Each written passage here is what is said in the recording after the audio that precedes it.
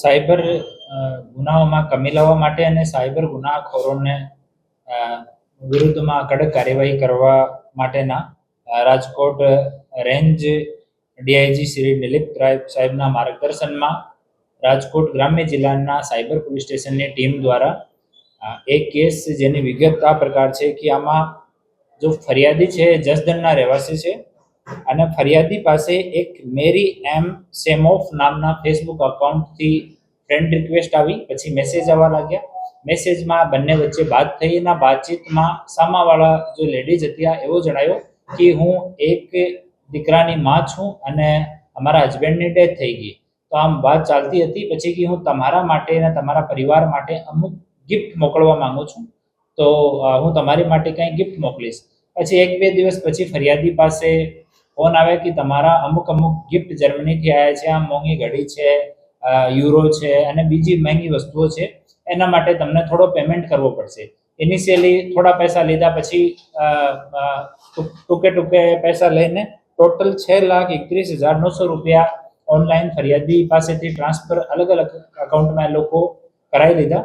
ફરિયાદીને ત્યારે ખબર પડી કે અમારી સાથે કંઈ ગડબડ થયો છે, તો ફરિયાદીએ પોલીસને જાણ કરી. સાયબર પોલીસ સ્ટેશનમાં ગુનો દર્જ કરવામાં આવ્યો અને પછી એને ઇન્વેસ્ટિગેશન સાયબર પોલીસ સ્ટેશનના પીઆઈ શ્રી રવિ ગૌતમ અને પીએસઆઈ શ્રી અનિરુદ્ધ કામલિયા કરતા હતા.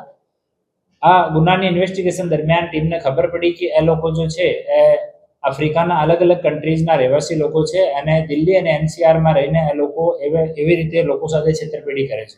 તો આમાં અમારે પીએસઆઈ અનિરુદ્ધ કામલિયાની ટીમે ગાઝિયાબાદથી 3 આરોપીઓને અટક કર્યા છે, જેમાં એક જેસ્મીન યા અનશા ઉર્ફે એન્જલ, આ મૂળ ઘાના દેશની રહેવાસી છે. જેન્જેલી ઇમાની ડેનિસ, આ 22 વર્ષનો છે, તંજાનિયાનો રહેવાસી છે. ફિલિપ બટિસ્ટા જોસેફ વેલેન્ટાઇન, આ સુડાનનો રહેવાસી છે. આમાં આ જો લેડી છે એન્જલ, આ જો ચેટ ઉપર વાત કરવાનો સારો કામ હતો, ફેસબુકમાં આ વાત કરવાની જે વાત હતી આ પૂર્વા એન્જલ કરતી હતી. એ બીજા 2 લોકોનું કામ હતું કે એ અલગ અકાઉન્ટ્સના credit card, debit card, passbook રાખતા હોય છે અને એટીએમથી એ પછી પૈસા વિડ્રો કરી લે. તો એ જો બંને છે જેન્ટ્સ, એ બંને પૈસા વિડ્રો કરવાનું કામ કરતા હતા. ઇનિશિયલી જે ફેસબુકમાં અને વોટ્સઅપ ઉપર વાતચીત દરમિયાન જે આઈપી, જે નંબર યુઝ થયા છે અને જે IMA વાળા ફોન યુઝ થયા છે એની પાસેથી રિકવર થયા છે. ગાઝિયાબાદમાં અમારી ટીમ આને ડિટેન કર્યા, પછી ત્યાંના કોર્ટમાં આને રજૂ કરીને ટ્રાન્ઝિટ રિમાન્ડ લઈને આવ્યા અને ગઈ રાત્રિમાં જસદણમાં નામદાર કોર્ટ સામે રજૂ કર્યા અને 5 દિવસની હાલ કસ્ટડી મળી છે. આ લોકોની વિઝા વિષયમાં અને બાકી ક્યારે એ લોકો આયા, કાયદેસર દેશમાં છે કે ગેરકાયદેસર છે, જૂના કોઈ ગુનાહિત ઇતિહાસ છે, આ બધી વિષયમાં હાલ ઇન્વેસ્ટિગેશન જે છે ચાલુ છે.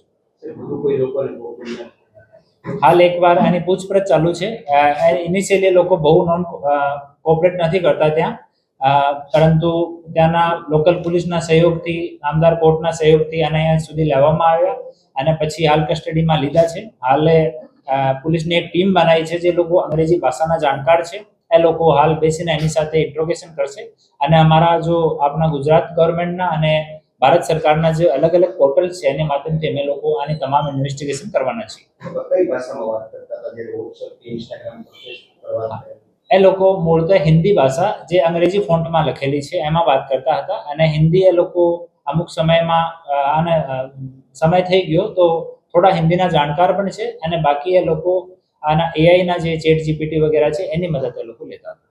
આ લોકો કોના બેંક એકાઉન્ટમાં પૈસા લેતા હતા અને ભારતની અંદર એ લોકો કાયદેસર લેતા હતા, ગેરકાયદેસર લેતા હતા, કેટલા સમયથી લેતા હતા, શું? આમાં જો બેંક એકાઉન્ટ વાળા છે 15 જેટલા બેંક એકાઉન્ટ આ કેસમાં ફ્રીઝ થયા છે. આ તમામ લોકોની અમે લોકો લિસ્ટ તૈયાર કરી છે. એની પાછળ અમારી ટીમ છે, તો જ્યાં સુધી એનું નામ ડિસ્ક્લોઝ નહીં કરીએ, આની ઇન્વેસ્ટિગેશન ચાલુ છે. બીજો એનો વિઝા વિષયમાં અને ક્યારે એ લોકો એન્ટર કર્યા એના વિશે પણ તપાસ ચાલુ છે. એના પાસપોર્ટ નહીં મળ્યા, પરંતુ પાસપોર્ટ નંબર મળી ગયા. પાસપોર્ટ નંબરના આધાર ઉપર અમે લોકો તપાસ ચાલુ કરી છે.